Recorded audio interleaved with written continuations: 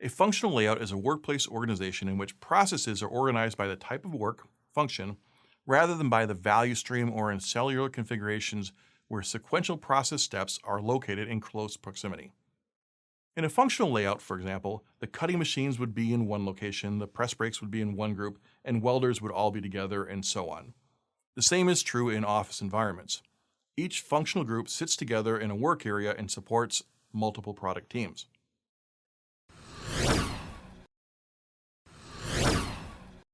This type of arrangement is typical of non-lean organizations.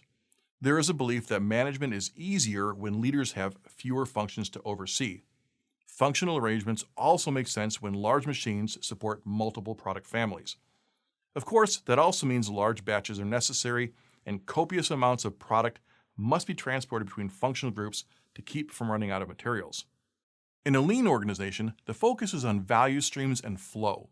Small, right-sized machines are organized into product-oriented work cells that require less inventory.